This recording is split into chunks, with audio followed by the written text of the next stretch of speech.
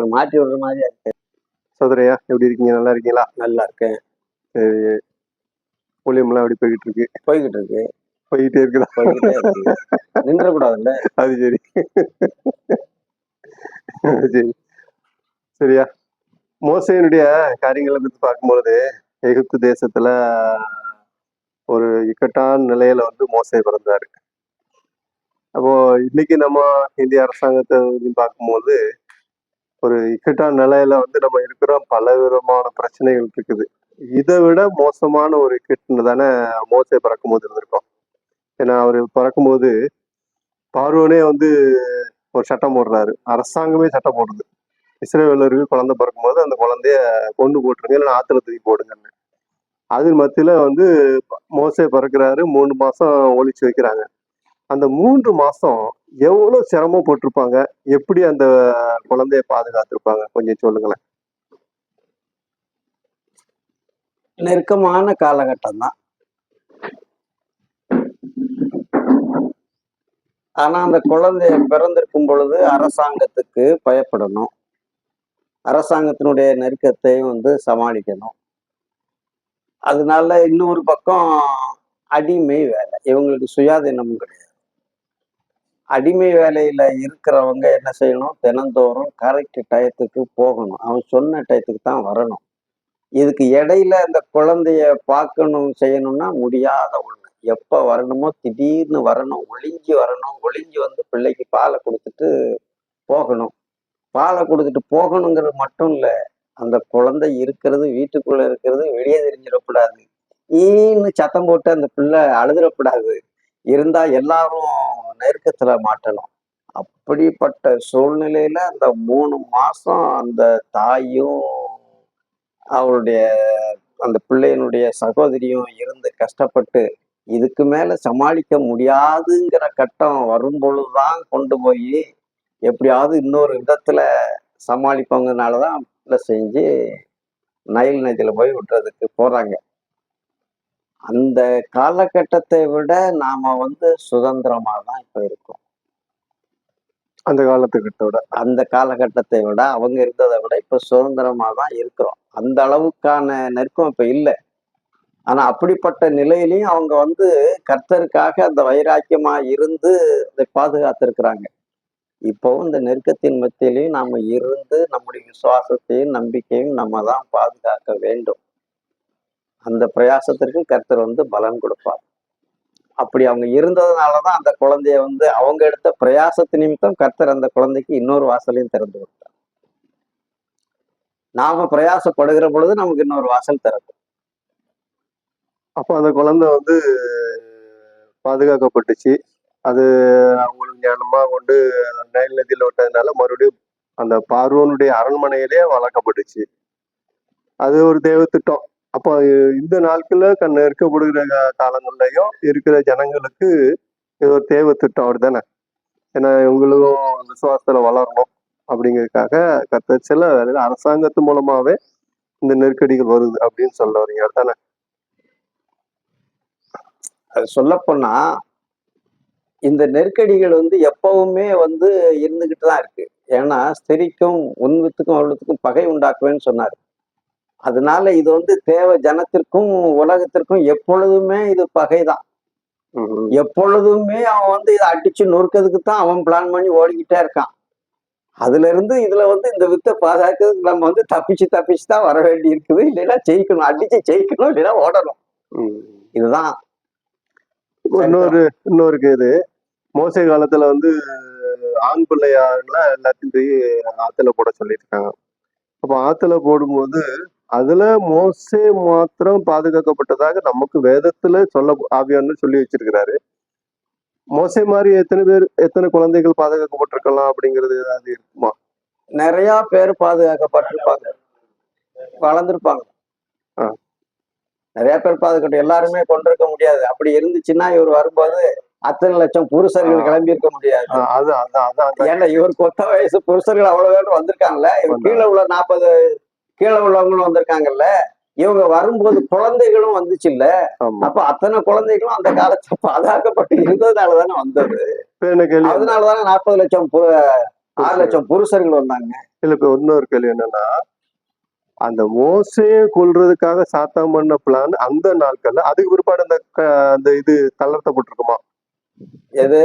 மோசே மோசைய கொல்றதுக்காக மோசைய கொல்றதுக்காக சாத்தான் பண்ண பிளான் அல்ல. அந்த ஸ்திரீயின் வித்து வரும்னு பிரயாசப்பட்டான்.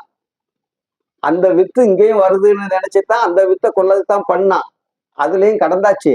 அதனால இன்னும் அந்த வித்து அவருடைய பிள்ளைகள் யாருக்குங்கிறது இன்னைக்கு வரைக்கும் அவன் போராடிக்கிட்டு தான் இருக்கான். அந்த வித்து ஏசாமி தான் இருந்தாச்சு, அவன் தலையையும் இது பண்ணியாச்சு. இருந்தாலும் அந்த இயேசு கிறிஸ்துவை ஏற்றுக்கொள்கிற எல்லாரும் இந்த வித்தை அவன் ஜோலி முடிக்கிறது தான் பார்க்கான். அதுக்காக தான் அவன் பண்றான். அரசாங்கம் அவன் கைக்குள்ள அதான் வச்சுக்கிட்டு முயற்சி பண்றான், அவ்வளவுதான். அதனால எப்பொழுதுமே அவன் தள்ளப்பட்டு ஒழுங்குபடுற வரைக்கும் இந்த யுத்தம் தொடர்ந்துகிட்டே தான் இருக்கும். ஒண்ணு ஆண்டவரை சார்ந்து நின்று ஆண்டவருக்காக போராடணும், இல்லைன்னா உமக்காக போராட முடியாது, ஏன்னா அவங்க எல்லாம் விழுந்துட்டு போகணும். இது ரெண்டு தான் அவங்க கதை, வேற ஒண்ணும் இல்லை. சரி, இப்போ கர்த்தருக்காக நிக்கணும். ஆமா, நிக்கணும். நின்னா இவர் ஆண்டவரோட பல்லவம் போக போறாரு. ஆமா, நிக்காட்டி போனா அவனோட சேர்ந்து நான் போக போறாரு, அவ்வளவுதான். ஏதாவது ஒண்ணுதான். சரி. இப்போ மோசே அன்னைக்கு பாதுகாக்கப்படும் போது அது ஒரு பெரிய ஒரு மிராக்கிள் தான் இல்லையா? ஏன்னா அந்த குழந்தை எப்போ அது பாவம் ரெண்டு மூணு அப்படியே கிடந்திருக்கும். அதுல அவங்க பாதுகாக்கிறது பண்றது எப்போ எவன் என்ன பண்ணுவான்னு தெரியாத சூழ்நிலையில அவன் ரொம்ப பாதுகாப்பு. அந்த நிலையிலையும் கத்தர் பாதுகாத்தார். குழந்தையும் பாதுகாக்கணும், அந்த குழந்தைய பெற்றதை தெரிஞ்சிடக்கூடாது. தெரிஞ்சிட்டு போய் வேலை செய்யற இடத்துல இந்த சூழ்நிலையிலையும் போய் அது தன்னுடைய வேலையை வேலை செய்யணும். எவ்வளவு சிரமம் இல்லையா? ரொம்ப சிரமப்பட்டு இது பண்ணிருக்கிறாங்க. அதனால எப்பொழுதுமே கிறிஸ்தவ வாழ்க்கை ஒரு போராட்டமான பிரயாசப்படுற போராட்டமான வாழ்க்கை தான். போராட்டமான வாழ்க்கை தான். அதுல ஏன்னா நிக்கிறவர்களுக்கு ஜெயம். ஏன்னா ஓடுகிற தண்ணியோட எல்லா மீன்களும் போகுதுன்னா அது இயற்கை. தண்ணீரை எதிர்த்து போகணுங்கிறது ரொம்ப பிரயாசம் உள்ளது. அதனால உலகம் ஓடிக்கிட்டு இருக்கு. உலகத்தோட போறவங்களுக்கு பிரச்சனை இல்லை, எதிர்த்து போறவங்களுக்கு எப்பயுமே பிரச்சனை. உங்களுக்கு போர்ஸ் அவன் மேல இருக்கு. சரி. இப்போ அப்போ அந்த நாட்கள்ல குழந்தைகள்லாம் கொல்லப்பட்டாங்க இல்லையா? அப்போ எவ்வளவு பேர் பாதுகாக்கப்பட்டாங்க அப்படின்னு புருஷர் இருக்காங்கன்னு சொன்னீங்க, பாதுகாக்கப்பட்டாங்க. ஆனா சில இஸ்ரேல் பெண்கள் என்ன பண்ணிருக்காங்கன்னா எகிப்தில் உள்ள ஆண்களையும் கல்யாணம் முடிச்சிருக்காங்க இல்லையா? ஆமா, அது அவங்க கல்யாணம் முடிச்சு அவன் வனாந்திரத்துல வரும்பொழுது ஒரு ஸ்திரீனுடைய மகன் இப்படி கர்த்தரை தூசித்தான்னு சொல்லி கல்லறி சொல்றதா ஒரு சம்பவம் வருது இல்லையா? அவன் கர்த்தரை தூசித்தான் அப்படின்னு சொல்லி சண்டை போடும்போது அப்போ எகிப்தி பெண்கள் ஆண்கள் ஆண்களையும் அவங்க கல்யாணம் முடிச்சிருக்கிறாங்க. பல ஜாதியான ஆட்கள் வந்திருக்கிறாங்க. அவங்க இவங்களை கல்யாணம் முடிச்சிருக்கிறது, பெண்களையும் முடிச்சிருக்கிறாங்க. அதுல வந்தவர் தான் காலேப்பு. ஆமா, காலேப்பு யூதா கோத்திரத்துல தலைவரா இருந்தாலும் அவர் கானான் குடிகள்ல ஒருத்தர். கானான் குடிகள்ல இருந்தவர். இவங்க கூட சேர்ந்து எகிப்துக்கு போய் அங்க போய் இவங்களுடைய அடிமைகளா இருந்தவர். அது இவங்க கூட இருந்தவங்க, இங்க இருந்து போய் இவங்க கூட இருந்தவங்க.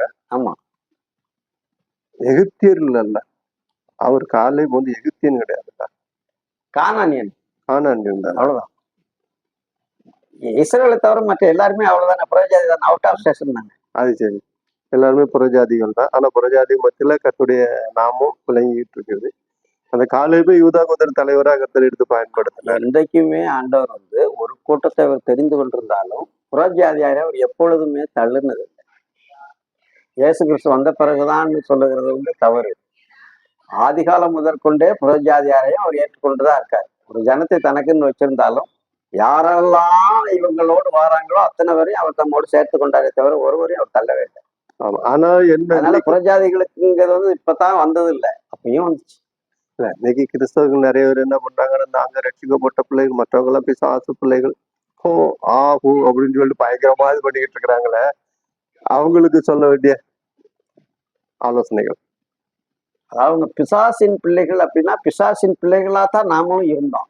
ஆமா, பிசாசின் பிள்ளைகளா இருந்தா நம்ம வந்துட்டோம். நம்ம கூட நம்முடைய இனத்தார் கொஞ்சம் அங்க இருக்காங்க, அந்த இனத்தாரை திரும்ப இங்க கொண்டு வரணும், அவ்வளவுதான். அவங்களும் ரட்சிக்கப்படணும். அதுதான் ரட்சிக்கப்படணும், அவ்வளவுதான். நான் அவங்களுக்கு தெரிஞ்சுக்கிட்டப்ப நீயும் வந்துரு, பாழா போயிடாதன்னு. அவங்களுக்கு நம்ம பிரயாசப்படணும். ஏன்னா நம்ம வந்து அந்த இடத்துல இருந்து வரல, இங்க இல்ல இருந்தானே வந்திருக்கோம். புழுதியில இருந்து வந்தோம். அவ்வளவுதான். அதான் சரி. சரியா, சோத்திரையா, ரொம்ப நன்றியா. உங்க தகவலுக்கே கர்த்தருக்கு சோத்திரம். சோத்திரம் சாமுவேலையா, எப்படி இருக்கீங்க? கத்துடைக்கிறத சுகமாக இருக்கிறோம். எப்போ வந்தீங்க? காலையில வந்தா 7. சரி, உங்க ஊழியெல்லாம் எப்படி போயிட்டு இருக்கு? இந்த விடத்துல ரொம்ப ஆசீர்வாதமா போயிட்டு இருக்கு. சரியா, அங்க எப்படி ஜனங்கள் சந்திக்கப்படுறது, ரட்சிக்கப்படுறது எப்படி? அது ஒரு விக்கிரக கோட்டையா இருந்தாலும் தேவன் தன்னுடைய வேலையை செய்கிறார். புது ஆத்மாக்கள் வர்றாங்க, ஆண்டவரை பற்றி அறிவிக்கிறோம். விக்கிரக கோட்டைன்னு சொல்லிட்டீங்க. பொதுவா எல்லா இடமும் விக்கிரகங்கள் நிறைஞ்சிருக்கு. அது ஒரு விசேஷ இடம் தான். எல்லாம் நிறைய இடத்துல எல்லா பக்கம் நான் கொஞ்சம் யோசிச்சு பார்த்தேன். விக்கிரக கோட்டை ஒரு பெரிய ஒரு முக்கியமான ஒரு ஸ்தலம் தான் விக்கிரக கோட்டைன்னு சொல்றோம். ஆனா எல்லா இடத்துலயுமே அது நிறைஞ்சிருக்கு. கர்த்தருடைய பிள்ளைகளுக்கு அது ஒரு பிரச்சனை இல்லை. இருந்தாலும் வந்து ஆண்டவருடைய நாம மகிமைப்படுது, கர்த்தருக்காக நம்ம வாழ்ந்துகிட்டு இருக்கோம். அது பெருசா நினைக்கிறது இல்லை. தினந்தோறும் அநேக மக்களும் கர்த்தரை அறியாம போயிட்டு இருக்காங்க. இருள் இருந்த ஒளி பிரகாசித்ததுன்னு சொல்லியிருக்கு இல்லையா? ஆமா. எப்படி பிரகாசிக்கிறது? இருளிலிருந்து ஒளி பிரகாசித்தது. ஒளி பிரகாசி மரண இருள் ஜனங்கள் பெரிய வெளிச்சத்தை கண்டார்கள். அது இயேசு கிறிஸ்து பிறப்பை சொல்லப்பட்டது. அவர் பிறக்கும் பொழுது பாவத்திருந்த மக்கள் அவருடைய பிறப்பு நிமித்தமாய் அந்த பாவத்திலிருந்து அவர்கள் விடுதலை அடைந்து ஆண்டவருக்குள் கடந்து வருவது என்று சொல்லப்பட்டது. இருளிற்கு பெரிய வெளிச்சத்தை கண்டார்கள். நரகத்திற்கு நியமிக்கப்பட்ட மக்கள் ஆண்டவருக்குள்ளாக இவருடைய பிறப்பின் மூலமாய் ஒரு சிலுவையில் கடந்து வந்து தம்முடைய ரத்தத்தை சிந்தி பாவ மன்னிப்பை மீட்படுத்ததுனால பாவ மன்னிப்பையும் பரிசுத்தத்தை அடைஞ்சு அவர்கள் கடவுளுக்குள்ளாக வந்து ஆதாம் இழந்து போன எல்லா ஆசீர்வாதத்தையும் அவர்கள் மீண்டும் பெற்றுக் கொள்வதனால இருளிற்கு பெரிய வெளிச்சத்தை கண்டார்கள். மாரண வெளிச்சம் ஒதுக்க சொல்லி இந்த வார்த்தைகள் அறிவிக்கப்பட்டது. இன்றைக்கும் அப்படிதான் ஆண்டவரை ஏற்றுக்கொள்வதனால பாவத்திலிருந்து விடுதலை அடைகிறாங்க, பரிசுத்தம் அடைகிறாங்க. அவர்கள் பரலோகத்துக்கு பங்குதாரர்களா மாறாங்க, தெய்வ ஆசீர்வாதத்தை பெற்றுக் கொள்வாங்க. ஒளி நானே ஒளியும் நானே ஒளியும் சத்தியமா இருக்கேன், என்ன என்று ஒரு நானே மெய்யான ஒளியின் ஆண்டவர் சொல்றாரு. உலகத்தில் பிறந்த எந்த மனிதனும் பிரகாசிக்கிறோடு மெய்யான ஒளியா சொல்லப்பட்டிருக்கு. ஒரு சின்ன கல்வி,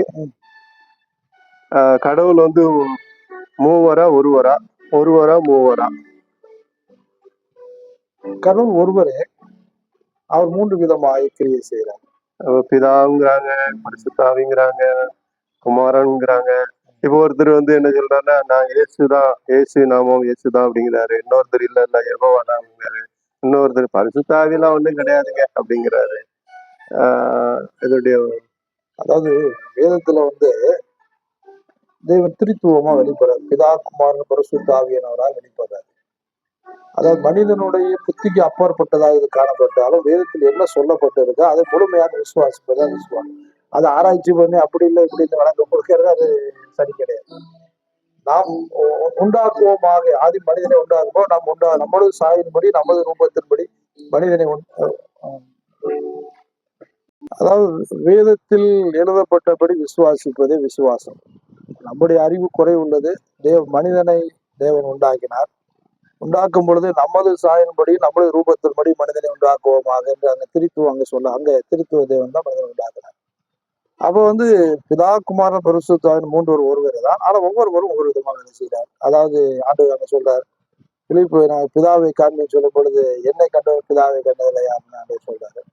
இந்த கடைசி நாட்களில் தேவன் தம்முடைய தூய் ஆவியை அனுப்பி ஊழியங்களிலும் மக்களுக்குள்ளாகவும் பரிசுத்தையும் வல்லமை கொடுத்து அவருக்குள்ளாக வல்லமையோட வாழ்க்கை வாழ்வதற்கு அந்த இறக்கம் செய்கிறார். மூவரும் ஒருவர் தான் 3 விதமாக அவர் கிரியை செய்கிறார்கள். அதனால திரித்துவமாக இருக்கிறார்.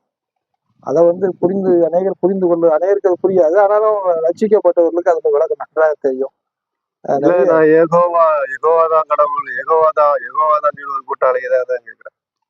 அவர்கள் வந்து அப்படி யெகோவா மாத்திரம் கடவுள்னு சொல்றது அவர்கள் தவறாக புரிஞ்சு. ஏதோ வேதத்துல ஒரே ஒரு வசனத்தை மட்டும் யெகோவா நித்திய கண்மலை அவரை நம்புங்கள் சொல்லி ஏசாரியில் அது ஒரு வசனத்தை மட்டும் அவங்க என்ன சொல்றாங்கன்னா, நாங்க யெகோவா இஸ்ரவேல் யெகோவா தான் வணங்கினார்கள், நாங்கள் அதை தான் வணங்குறோம், நாங்கள் தான் கடவுளுடைய பிள்ளைகள். யெகோவா மட்டும் வணங்கினாங்கன்னா அவர்களுக்கு மீட்பு கிடையாது. மீட்பு கருத்தரா இயேசு கிறிஸ்து மூலம் தானே மனிதனுக்கு மீட்பு. இயேசு கிறிஸ்து கடந்து வந்த நிமித்தமான சிலுவையில் பாடுபட்ட நிமித்தம் தானே மனிதனுக்கு ரட்சிப்பு. இயேசு கடவுளே இல்லைங்கிறாங்க. கடவுள் இல்லைன்னா அவங்க ஆண்டவர் கடவுளே அவங்க அறிஞ்சு கொள்ள அவங்க பரலோகத்துக்கு போக மாட்டாங்கன்னு அர்த்தமா. இயேசு வந்து ஒரு தூதன். அதாவது அது அவர் மூலமா தானே. அதாவது மனுஷகுமார் மனிதன் இழந்து போனதை தேட ரசிக்கிறது மனுஷகுமார் உலகத்தில் வந்தான்னு வேதத்தில் சொல்லப்பட்டது. இயேசு என்று பெயரிடுவாயாக அவர் தமது ஜனத்தின் பாவங்களை நீக்கி அவர்களை ரட்சிப்பார். இயேசு கிறிஸ்து பூமி கடந்து வந்த நோக்கமே ஆண்டவருடைய பிறப்பை குறித்து சொல்லும் பொழுது அவருக்கு இயேசு என்று பெயரிடுவாயாக அவர் தமது ஜனங்களின் பாவங்களை நீக்கி அவரை ரட்சிக்கிறார். இன்னொரு இடத்துல வேதம் சொல்லப்பட்டிருக்கு, மெய் தேவன் ஆகிய உண்மையும் நீர் அனுப்பின ஆண்டவராக இயேசு கிறிஸ்து அறிவது நித்திய ஜீவன்.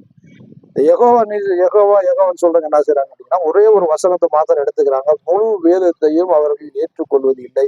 இயேசு கிறிஸ்துவை ஏற்றுக்கொள்வதில் பரிசுத்தாவை ஏற்றுக்கொள்ள அவர்கள் ரட்சிக்கப்பட மாட்டாங்க, பரலோகத்துக்கு போக மாட்டாங்க. உலகத்துல வேணா நாங்க யெகோவா வழிபடுகிறோம்னு சொல்லலாம், ஆனா அவர்களுக்கு ரட்சிப்பு கிடையாது. அவங்க ரட்சிக்கப்படவும்னா அவர்கள் பரலோகத்துக்கு போக முடியாது. இப்போ பைபிள் அடிச்சு விட்டுருக்காங்க, அதுல சில வேர்டுகள்லாம் திருத்தி இருக்காங்க அவர் யெகோவாக்காரங்க. ஆமா, யெகோவா கருத்துனா அவங்களுக்கு விருப்பப்பட்ட மாதிரி அதை திருத்திக்கிறாங்க.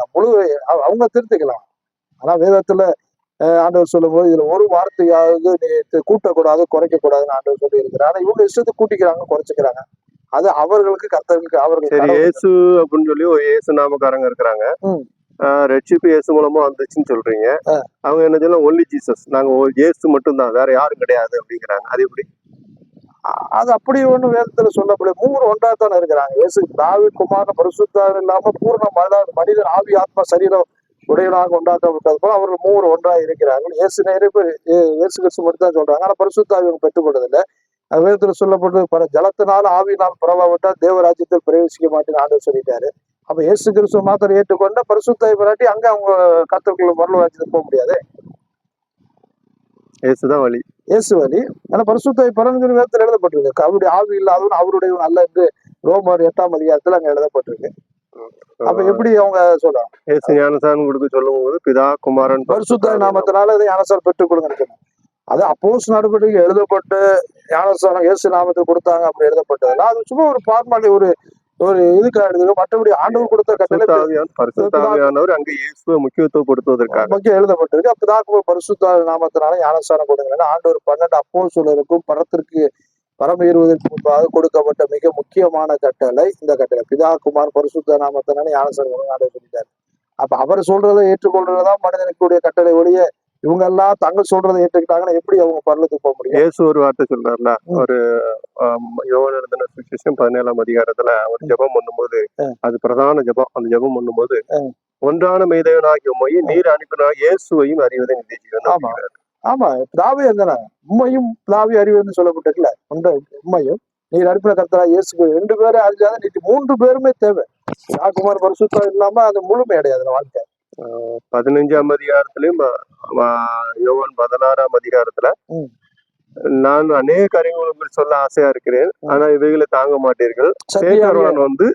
சகல சத்தியத்துக்குள்ள உங்களை நடத்துவார். அந்த யோகா விட்னஸ்காரங்களா இருக்கட்டும், ஒன்லி ஜீசஸ்காரங்களா இருக்கட்டும், இவர்கள் முழுமையான சத்தியத்தை அறிந்து கொள்ள மாட்டார்கள். இவர்களுக்கு அந்த அறிவு கொடுக்கப்படவில்லை. ஏதோ ஒன்றை மட்டும் வச்சிருப்பாங்க. ஞானஸ்தானத்தை குறித்தோ, நியாய தீர்ப்பை குறித்தோ, பாவம் மன்னிப்பை குறித்தோ, பரிசுத்தமாகுதலை குறித்தோ, மறுரூபத்தை குறித்தோ, சபை எடுத்துக்கொள்ளப்படுதலை குறித்தோ இவர்களுக்கு தெரியாது. இவர்கள் அதை சொல்ல மாட்டார்கள். இதை மாத்திரம் ஒன்றை மட்டும் சொல்லி தெரிஞ்சாதானே சொல்ல முடியும். ஏன்னா அங்க சத்திய ஆவி இல்லாதனால சகல சத்தியமும் அவர்களுக்கு அருளப்படாது. அவர்கள் அதை குறித்து பேச முடியாது. கர்த்தர் ஆவியா இருக்கிறார். கர்த்தர் ஆவியோட விடுதலை, அவங்களுக்கு விடுதலை கிடையாது. பாவத்திலிருந்து விடுதலை கிடையாது. எல்லா பாவமும் செய்வாங்க. ஆனா ஓடிட்டு இருந்தாங்க. சத்தியம் அத பிதா குமாரன் பரிசுத்த ஆவி மூவரும் ஒருவர், ஒரே தெய்வம், மூன்று விதமா அவருடைய கிரியைகள்ல வித்தியாசம் இருக்கு. மூவருடைய கிரியும் ஒரே மாதிரி இருக்கும். ஒரே மாதிரி அது பிதா இருந்தாலும் அங்க குமாரன் பரிசுத்தாவி இருக்கிறாங்க. இயேசு கிறிஸ்து இருந்தாலும் அங்க பரிசுத்தாவியும் பிதாவும் இருக்கிறாங்க. ஆனா அவங்க இயேசு கிறிஸ்து பூமிக்கு கடந்து பாவ மன்னிப்பு கொடுத்தார். பிதாவாகிய தேவன் எல்லாம் உண்டாக்குவது பரிசுத்த ஆவியானது இந்த நாட்கள்ல ஊழியங்கள்லாம் உதவி செய்யறார். பரிசுத்தாவின் வல்லமை கொடுக்கிறார், வரம் கொடுக்கிறார், கனிகளை கொடுக்கிறார், மனிதனை மறுரூபமாக்குகிறார், நடத்துகிறார். சிலரு பரிசுத்தாவிக்கு முக்கியத்துவம் கொடுக்க மாட்டாங்க. குமாரனும் பிதாவும் தான் இது பரிசுத்த ஆவிக்கு அப்படி முக்கியத்துவம் கொடுக்கணும்னு அவசியம் இல்லை அப்படிம்பாங்க. அவங்க என்ன நினைக்கிறாங்கன்னா, பரிசுத்த ஆவியை ஏதோ ஒரு புறாவை போலவும் இதமா நினைக்கிறாங்க போது அவர் திருத்துவத்தில் 3வது நபருங்கிறத அவங்க மறந்துறாங்க. நிறைய பேர் பரிசுத்த ஆவியை பெற்றுக்கொள்கிறதே இல்லை. முக்கியமான காரியம் என்னன்னு கேட்டீங்கன்னா, அநேக சபைகளிலே பரிசுத்த ஆவி குறித்து பிரசங்க. நான் ஒரு நாள் ஒரு இடத்துல பார்த்தேன். அவர் வந்து 20 வருஷமா ரட்சிக்கப்பட்ட சபைக்கு போறாரு. நான் கேட்டேன், பரிசுத்த ஆவியை பெற்றுட்டீங்கன்னு கேட்கவும், பரிசுத்த ஆவியா, அது எப்படி எங்களுக்கு சொல்லவே இல்லைன்னு சொல்லி அவர் எனக்கு சொல்ல ஆரம்பித்தார். அப்ப அநேக இடங்களில இயேசு கிறிஸ்து குறித்து பிரசங்கிக்கிறார்கள். ஆனா பரிசுத்த ஆவி குறித்து இந்த சமூகம் அப்போஸ்தலர் நடவடிக்கைகள் வருது இல்லையா? ஆமா நீங்க அவர் பரிசுத்த ஆவி பெற்றுக் கொண்டீர்களா என்று கேட்ட பொழுது இல்லைன்னு சொன்னாங்க. இல்லைங்க. அப்ப அவர் அநேக சபைகளிலே கூட ஆவிக்குரிய சபை சொல்லப்படும் பரிசுத்த ஆவி குறித்து அவங்களை பெற்று நிறைய பாசற்றே பரிசுத்தை பெறாதவங்க நிறைய பேர் முடிய மாட்டாங்க. இல்ல நிறைய இடத்துல என்ன சொல்றாங்கன்னா, நீங்க இயேசுவை விசுவாசிக்கும் போது பரிசுத்த ஆவி பெற்றுக் கொண்டீங்கன்னு சொல்றாங்களா? பெற்றுக்கொண்டு எழுதப்பொழுது அங்க எழுதப்பட்டு, ஆனா இங்கே தெளிவாக பரிசுத்த ஆவி பெற்றுக்கொள்ள வேண்டும் என்று ஆண்டவர் சொல்லி இருக்கிறார். அதாவது ஆவினால் பிறக்க வேண்டும் சொல்லி இருக்கிறார். ஒரே வசனத்தை மாத்திரம் இவர்கள் சொல்ல போறாரு. மற்றும் முழு வேதத்திலே என்ன சொல்லப்பட்டுங்க, ஜலத்தினால் இயேசுகிற உங்களுக்கு பரிசுத்தாவினாலே ஞானஸ்தானம் கொடுப்பான்னு எழுதப்பட்டிருக்கல, அது பரிசுத்த ஞானஸ்தானம் கூட பரிசுத்தாவி பெற்றுக்கொள்ளுதான் அடையலாம். அப்போ 3ஆம் அதிகாரம், யோவான் எழுதின 3ஆம் அதிகாரம் நிக்கதேமுக்கு சொன்ன பதில் தான் இல்லையா? ஆமா, ஜலத்தினால் ஆவி தேவராஜ்யத்திற்கு பிரவேசிக்கணும். அதாவது ஒரு சில இடங்களில் ஒரு சில காரியங்களோடு எழுதப்பட்டிருந்தாலும் முழு வேதத்திலும் சொல்லப்பட்டது ஜலத்தினால ஆவினால் பரவாவிட்டால் நீங்க தேவராஜ்யத்தில் பிரவேசிக்க மாட்டீங்க, மெய்யாக மெய்யாக சொல்கிறேன். ரோமர் 8 சொல்றாரு, தேவர் ஆவி இல்லாத அவருடைய அல்ல என்று சொல்லிட்டாரு. அது பரிசுத்தாய் கண்டிப்பா பெற வேணும், பரிசுத்தாவினால் நடத்தப்பட வேணும், பரிசுத்தாவின் வல்லமை பெற்று அப்பதான் பாவத்திலிருந்து விடுதலையும் பரிசுத்தமா வாழவே முடியும். அந்த பரிசுத்த ஆவிதான் இயேசுவை பத்தியும் பிதாவை பத்தியும் சாட்சி கொடுக்கிறார். வரப்போற காரியங்களை வெளிப்படுத்துவோம், நியாய தீர்ப்பை குறித்து பாவத்தை கண்டித்து உணர்த்தக்கூடியவர் அவர் தானே. மருவப்படுத்துவதும் அவர் தான். உயிரோட எழுப்புறதும் எழுப்புறவர். வருகைக்கு ஆயத்தப்படுத்துறது அவர் தான். அவர் இல்லாட்டி எப்படி ஆயத்தம் வருது? இதோ ஒரு ரகசியத்தை உங்களுக்கு நீங்கள் எல்லாரும் ஒரு மறுரூபமாக அந்த சாயலாகத்தானே மருவம்னு சொல்லப்படுறது. மருவ சப்ஜெக்டுக்கு வந்ததுனால கேள்வி. மரூபம் அப்படிங்கிறது வந்து ஒரு நிமிஷத்துல ஒரு அமைப்புல நாமெல்லாம் மருவமாக்கப்படுவோம். அதே இது பிலிப்பியர் 3:21 வந்து அற்பமான நம்முடைய சரீரத்தை அவருடைய மறுரூபப்படுத்துவார். இந்த மறுரூபங்கிறது வந்து மரித்து போனவர்கள் உயிரோட எழும்போதை குறித்து சொல்லப்படுதா, இல்ல உயிரோட அவர் வரும்போது எடுத்துக்கொள்ளப்படுறது சொல்லலாம்? அவர் வரும்பொழுது எடுத்துக்கொள்ளப்படும் மறுரூபமாக்கப்படும். அதாவது அந்த சரீரம் மகிமையில் எடுக்கப்படுகிறது மருவம் தானே? மருவம் தான். பூமியில அப்ப யாரெல்லாம் உயிரோட மகிமை மேல் மகிமை அடைந்து மருவப்படுகிறோம். இப்போ அப்படி பார்க்க போனா அந்த மருவங்க வந்து மரித்து போனாலும் மறுபடியும் அவர் வரும்போது உயிரோட எழுப்புறது அது மருவம் தானே? அது மருவம் தான். ஆனா நமக்கு வந்து நம்ம உயிரோட மரூப சப்ஜெக்ட் தான். மற்றபடி அது எப்போ எழும்புனதுலாம் கேட்கல. அது மறுரூபம் தான். தேவனோட மறுரூபப்படுகிறோம். தகுதியானவர் எல்லாரும் கிடையாது. மறு உருவம் தானே? ஆமாப்பா, எல்லாரும் கிடையாது. அதுக்கு தகுதி அடைந்து மரித்த பரிசுத்தவான்கள், கர்த்தருக்குள்ளாக மரித்த பரிசுத்தவான்கள் எழுந்திருப்பார்கள். இப்ப நம்ம கூட நிறைய சொல்லிட்டு இருந்தோம், நம்ம அப்படியே ஆண்டவர் போயிருவோம், ஆண்டவர் வந்துருவாரு, அப்படியே போயிருவோம் சொல்லிட்டு இருந்தோம். அப்ப சொல்லலாம். ஆனாலும் சில காரியங்கள் நம்மகிட்டையும் அறியாமைகள் உண்டு இல்லையா? மறுரூபம் அப்படிங்கிறது வந்து நாளுக்கு நாள் புதிதாக்கப்படும், தினந்தோறும் மறுரூபமாக்கப்படும். மகிழ்மேல் மகிழ்மடைஞ்சான். 12ஆம் அதிகாரத்துல சொல்லப்பட்டபடி தேவனுடைய நன்மை பரிபூர்ணமான சித்தம் என்னது என்று பகுத்தறியத்தக்கதாக மனம் புதிதாகிறதுனால மனம் புதிதாக. ஆமா, தினந்தோறும் மனம் புதிதாகிறவர்களுக்கு தான் அந்த மறுரூபம். எல்லாருக்கும் அது உண்டாகும். தினந்தோறும் பாவத்திலே வாழ்ந்துக்கிறத ஆண்டவரை ஏற்றுக்கிட்டு பாவத்திலே வாழ்ந்துக்கிறதா எப்படி மறுரூபம் உண்டாகும்? தினந்தோறும் அதாவது பாவத்துல வாழாம நான் இந்த பாவமும் செஞ்சதில்லை அப்படின்னு சொல்லிட்டு தங்களை பெருமையா காமிக்கிறவங்களும் மறுரூபம் விட மாட்டாங்க. அடைய முடியாது அவங்களுக்கு. ஏன்னா மனம் புதிதாக எல்லாத்திலும் சரியா இருக்கிறேன், நான் பிரமாணத்தை கை கொள்றேன், அதை செய்யறேன் இதை செய்யறேன்னு சொல்றவங்களும் அப்படி வேதத்தை அப்படி சொல்லப்பட்ட கருத்தை சொன்னாலும் உனக்கு என்ன ஒரு குறை உண்டு போய் உனக்கு விற்கிறப்ப எல்லாம் விட்டுட்டு அது போயிட்டாங்க. ஐஸ்வர்யவான்கள் தன்னுடைய பிரயோஜனமான ஊழியக்காரர் செய்ய வேண்டிய கடமை மாத்திரம் செய்யுங்க. தாழ்த்துங்கள்.